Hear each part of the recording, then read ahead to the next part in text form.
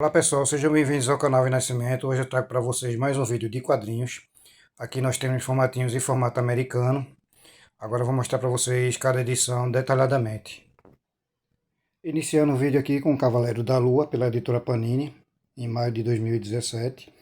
Essa foi a primeira série, foram ao todo 9 edições, se não me engano. Ela tem 124 páginas, as histórias originalmente publicadas em Monkainit de 1 a 5, com roteiros de Jeff Lemire e arte de Greg Ismawood e Jordi Belaire. Aqui eu vou ler para vocês a sinopse. Deixe sua insanidade guiá-lo. Nasce Spectro é um ex-mercenário. Eu tô posicionando aqui melhor para ler para vocês. É um ex-mercenário que morreu aos pés da estátua do deus Khonshu e renasceu como Cavaleiro da Lua, o herói que protege os viajantes noturnos. Ou seria essa história apenas o delírio de um lunático. Seres hiperpoderosos estão chegando e o único que pode impedi-los é o Cavaleiro da Lua. Mas antes, ele deve enfrentar seu maior inimigo, sua própria mente.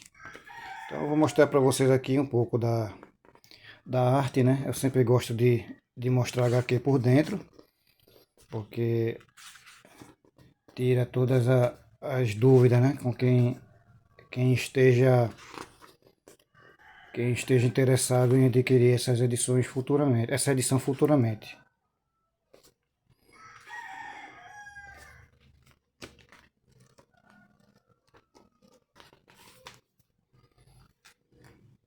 Continuando, aqui a capa dura de Alien História Ilustrada por Ash Goldwyn e Walter Simonson, o mesmo desenhista das aventuras do Thor, que foram publicadas nos formatinhos de Herói da TV nos anos 80, pela editora Excelsior Book One, HQ em capa dura com aproximadamente 64 páginas, a adaptação da grandiosa obra de ficção científica Aliens, o Oitavo Passageiro, né? Um filme que marcou a história do cinema, em que misturou suspense, ficção e terror numa mesma película. E aqui a icônica frase que nós víamos no trailer, né? No espaço ninguém pode ouvir você gritar. Ou no espaço ninguém poderá ouvir você gritar. Aqui uma citação, né? Uma citação de Frank Miller sobre essa HQ. A história ilustrada pode ser a única adaptação em quadrinhos bem-sucedida de um filme. É um romance gráfico incrível. Vencedor do Harvey Awards, um dos maiores prêmios do mercado de HQ americano. A adaptação best-seller de Ash Goldwyn e Walter Simonson para o inovador filme de ficção científica de Ridley Scott é uma verdadeira obra-prima. A história se passa a bordo da nave espacial Nostromo, que recebe estranhos sinais vindos de uma lua distante e acaba à mercê de um organismo único. De um organismo cujo único instinto é matar para sobreviver. Um verdadeiro clássico.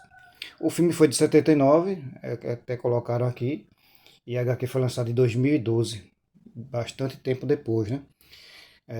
A editora deve ter adquirido os direitos da 20th Century Fox Film Corporation.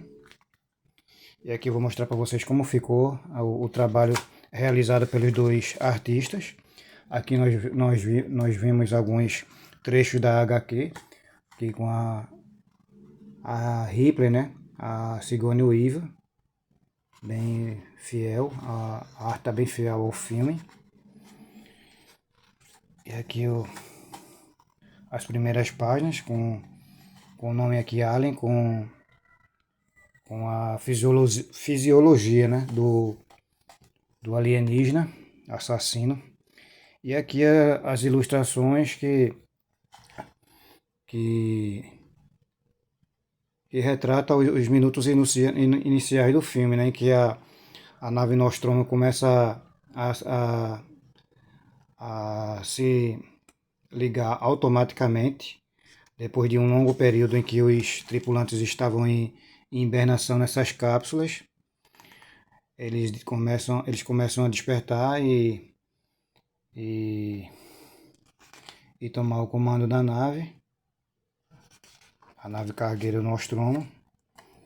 Aqui é a outra personagem do filme, a Ripley, a nave Nostromo, vagando pelo espaço. E após alguns minutos eles interceptam um sinal, né, vindo do planeta dos aliens, e decidem investigar, né, que é uma infeliz decisão, né, o que vai comprometer a vida dos seus tripulantes. Aqui é o androide sintético Ash, que mais pra frente vai se mostrar um grande vilão no filme, e agora nos quadrinhos, né?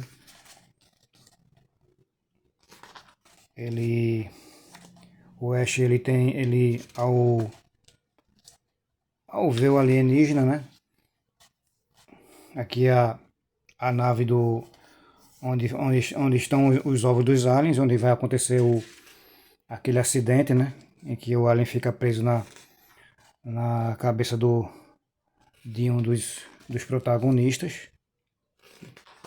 Então o Ash, que ele desperta um interesse pelo alien, né? Ele desperta um interesse científico e ele quer proteger a criatura, né? Enquanto os outros tripulantes querem eliminar, porque é uma criatura assassina e perigosa.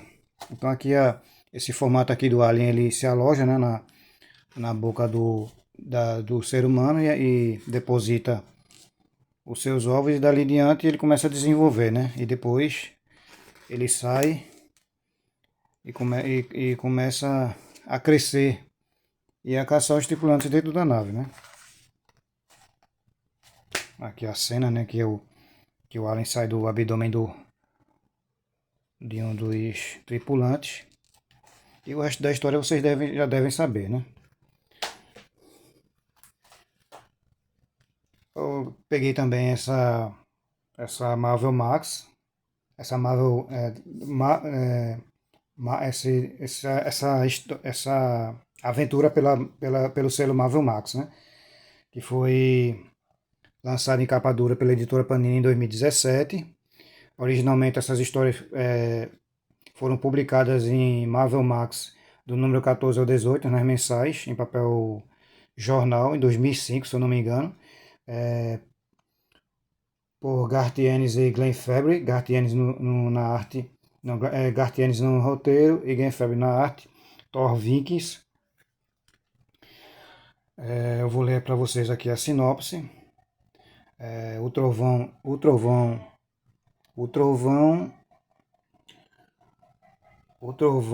e os vikings. Houve uma época em que os marinheiros preferiam se atirar ao mar ao perecer nas águas turbulentas ao enfrentar uma embarcação viking. Tamanha era a ferocidade e crueldade dos guerreiros nórdicos. Garth Ennis, o genial provocador roteirista por trás do sucesso de Justiceiro e Preacher, aliado ao seu fiel parceiro Glenn Fabry, o desenhista, né? Apresenta sua primeira e sangrenta aventura com o poderoso Deus do Trovão, obrigado a lidar com uma horda de vikings zumbis que desembarcaram em Nova York e desencadeiam o maior massacre na cidade. Desencadeiam o maior massacre que a cidade já viu. Ninguém parece páreo para tais guerreiros, como o próprio poderoso Thor. Essa edição tem 120 páginas e reúne as edições de Thor Vikings de 1 a 5. Então foi isso que me despertou o interesse nessa HQ, né? Em ver o Thor enfrentando deuses até mais poderosos do que ele, né? Seres mais poderosos do que o próprio Deus do Trovão. Então aqui a HQ está em formato, está em um papel de qualidade, capa dura. Eu não tive, não comprei as edições da Marvel Action na época, e agora eu finalmente consegui a história em um formato com um acabamento melhor, né? Aqui é a capa da edição número 1, e aqui é a excelente arte do Game Fabry.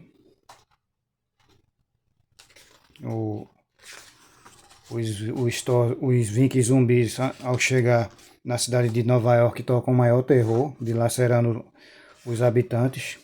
Uma história bem violenta e bem interessante, recheada de ação. E eu quero ver, né, como é que o Thor conseguirá derrotar esses super seres. Aqui é a capa da edição número 2. Para mim, aqui deveria ter sido a capa desse encadernado. É uma arte muito bonita e bem colorizada. Aqui um dos Vikings, né?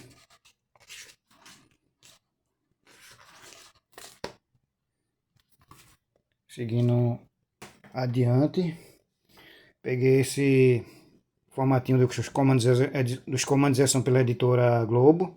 Ao todo, a editora lançou 2 edições, essa aqui é a número 11, ainda me faltam 4. Essa edição foi de junho de 88.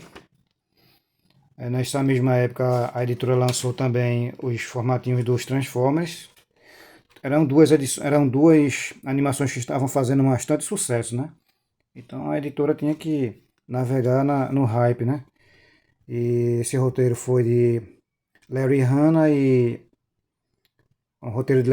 e desenhos de Mike Vorberg. Então aqui eram histórias inéditas, né? E adaptadas para os quadrinhos dos comandos em ação, que hoje nós conhecemos, claro que com o nome original, né? G.I. Joe.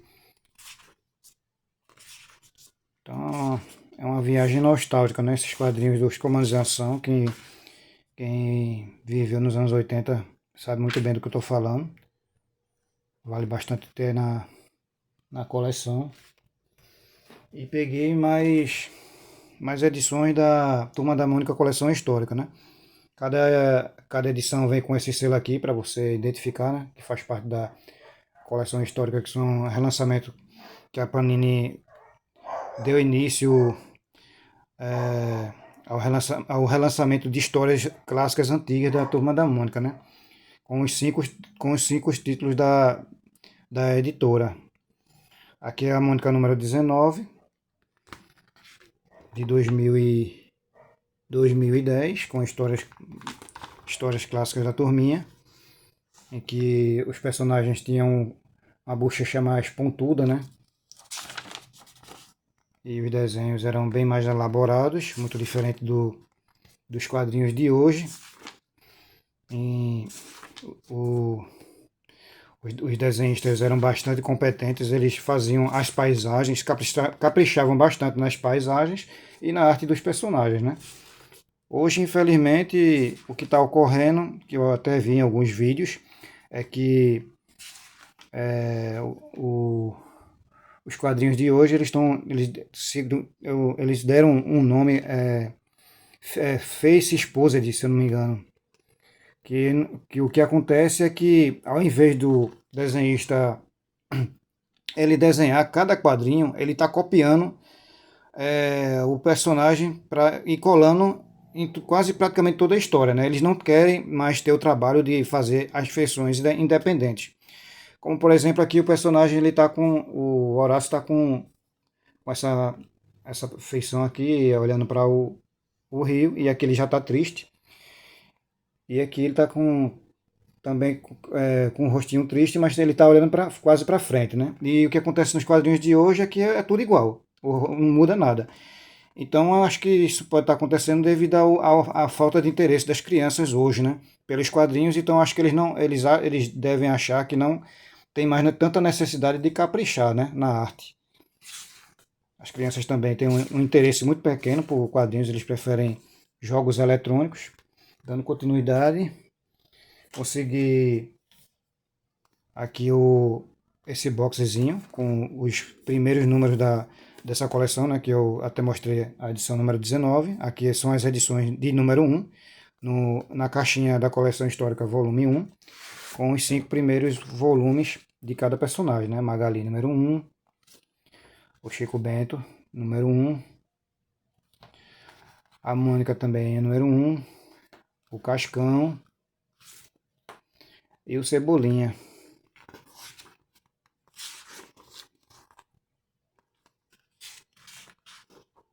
O Cascão era bem mais magrinho, a bochecha pontuda.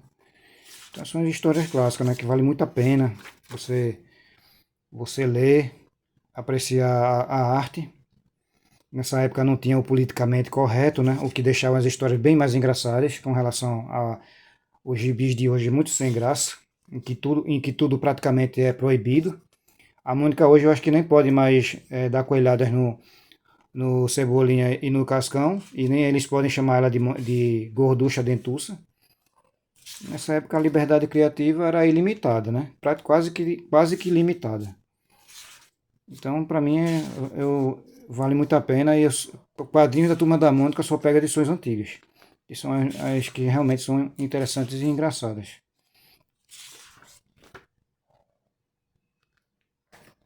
Aqui é no Cascão número 1. Aí hoje você não vê, né? Você não vê uma história da Turma da Mônica com esse acabamento, né? Um acabamentozinho mais caprichado, paisagens mais bonitas, mais bem elaboradas.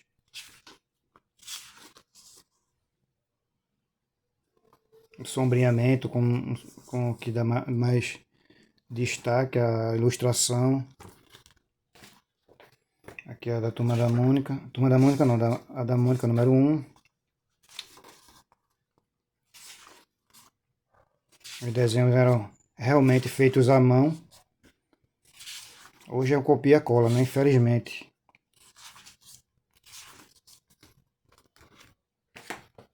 Chico Bento. Também são histórias que têm belíssimas paisagens. Vejam aqui o capricho, né? Os detalhes. Hoje a gente não vê mais isso, né?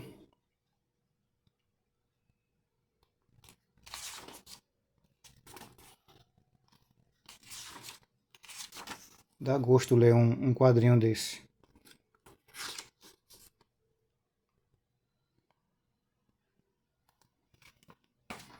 Aqui é Magali. Magali já ganhou. Eu acho que foi um dos últimos personagens que ganhou sua revista própria, né?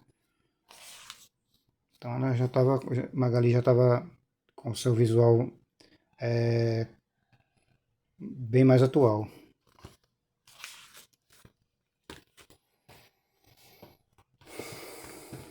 Peguei também um Pelezinho, que não faz parte, né, dessa coleção, foi lançada pela editora Abril em 78, uma HQzinha bem antiga. Aqui o Pelezinho com seu visual clássico, né? E devido ao politicamente correto, até mudaram esse contorno que ele tem na boca, né? Hoje em dia não é mais assim. Aqui as histórias também muito bem desenhadas. Quase no final dos anos 70, né? Hoje eu acho que nem poderia aparecer, né? Os personagens sem roupa. Aqui as aventuras do Pelezinho e sua turma. Encontrei também no sebo esse gibi aqui das aventuras do Didizinho.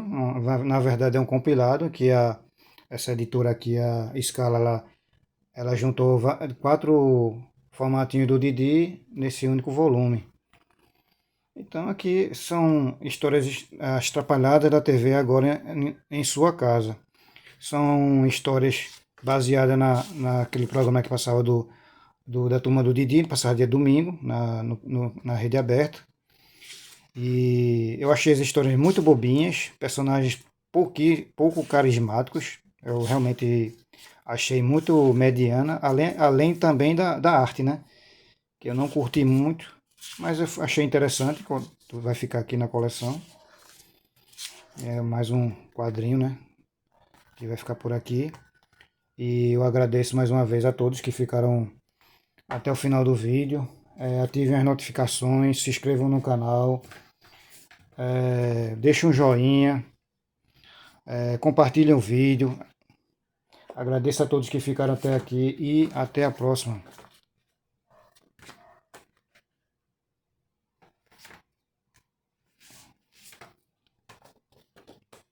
Valeu, pessoal.